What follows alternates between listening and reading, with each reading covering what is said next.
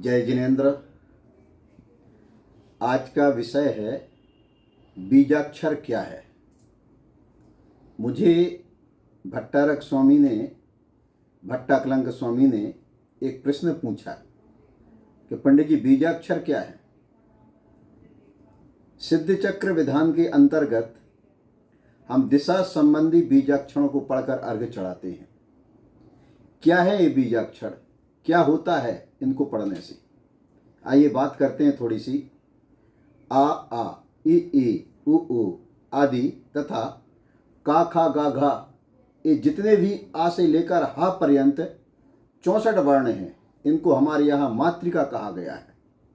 इसलिए जब भी पंचकल्याण प्रतिष्ठा होती है तो मूर्ति के ऊपर इन आ से लेकर हा पर्यंत बीजाक्षरों को न्यास किया जाता है, जिसे हम अंकन्यास विधि कहते हैं।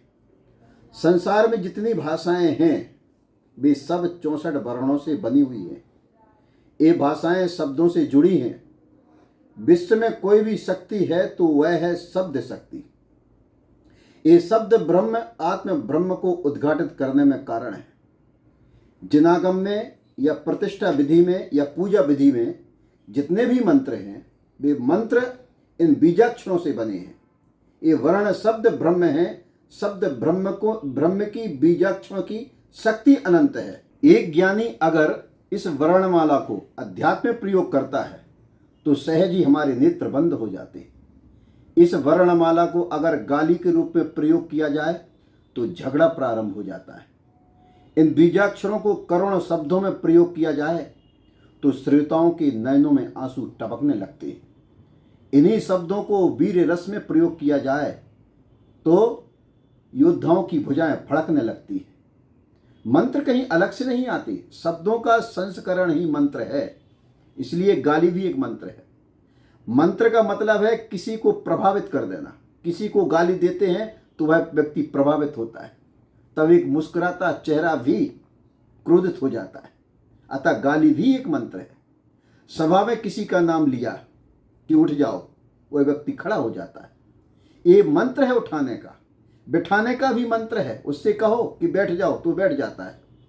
किसी को बस में करने का भी मंत्र है। इसलिए माताओं, तुम बेटा को मात्र बेटा नाम मत लेना, बेटा ही कहना। अगर तेरे 3 बेटे हैं तो कहना बेटा पारस, परंतु बेटा शब्द का प्रयोग पहले करना। और अगर वह गुस्सा में भी होगा बेटा तो आपका अनादर नहीं करेगा। बेटा यह जो शब्द है वह मंत्र है बेटा को बस में करने का। शब्द के माध्यम से आपको हंसाया जा सकता है। शब्द के माध्यम से आपको रुलाया जा सकता है। शब्द के द्वारा आपको स्तंभित किया जा सकता है। शब्द के माध्यम से वशीकरण किया जा सकता है। शब्द के माध्यम से चट्टान को तोड़ा जा सकता है। हृदय टूटते हैं तो शब्दों से, और हृदय जुड़ते हैं तो शब्दों से। अंधों के अंधे होते हैं इन शब्दों से। महाभारत हुआ। पत्थर की प्रतिमा को भगवान बनाने का सामर्थ्य है तो मात्र शब्दों में। शब्दों का, अक्षरों का महत्व है। अगर शब्द का महत्व ना होता तो आचार्य अमृतचंद्र स्वामी इसे शब्द ब्रह्म ना कहते। यही शब्द ब्रह्म आत्म ब्रह्म को प्रकट करने की सामर्थ्य रखता है। एक मंत्रवादी को मैंने देखा। एक भवन में काला नाग घूम रहा था। लोग भयभीत हो गए। एक मंत्रवादी को वहां बुलाया गया। मंत्रवादी आया, उसने एक उड़द का दाना लिया और उड़द में मंत्र पढ़कर सांप के पास फेंक दिया।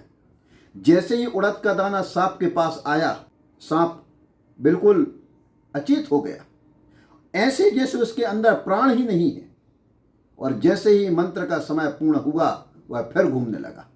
मंत्रवादी ने फिर उड़द का एक दाना लिया, मंत्रित किया और उसके पास फेंक दिया।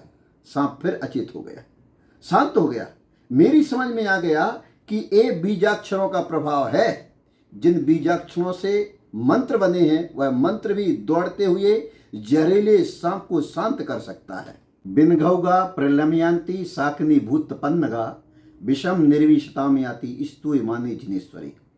बीजाक्षरों का प्रभाव, जिसका उच्चारण करने से कालिया नाग शांत हो सकता है, तो भगवान जिनेंद्र देव की जो वाणी जिनवाणी है उसका सुनना पढ़ना कितना बड़ा प्रभाव नहीं होता होगा। इसलिए जीवन में कभी भी बीजाक्षरों का अभिनय नहीं कर देना। कभी अशुभ काम करते हुए भी कुछ भी बोल मत देना, मौन रख लेना। इसलिए हमारे यहाँ मलमूत्र करते समय, भोग करते समय, स्नान करते समय, मल विसर्जन करते समय आदि 7 स्थानों पर मौन रखना बताया। जितना मौन रखोगे ये शब्द ब्रह्म मंत्र बनने शुरू हो जाएगी। कभी किसी को गाली मत देना, क्योंकि गालियां भी वर्णों से बनी हैं। कभी किसी को बुरे शब्द मत बोल लेना। कभी भी अखबार बिछाकर मत बैठ जाना, और कभी भी अखबारों पर रखकर भोजन नहीं कर लेना, क्योंकि उस पर भी बीज शब्द लिखे हैं। इन बीजाक्षरों का दुरुपयोग मत करना। आप बीजाक्षरों का जितना विनय करोगे, आपके ज्ञान की ज्योति आपके अंदर में उतनी ज़्यादा प्रकाशमान होती चली जाएगी। यही बीजाक्षरों का जितना मेरा चिंतन था आपके सामने रखा है। जय जिनेंद्र।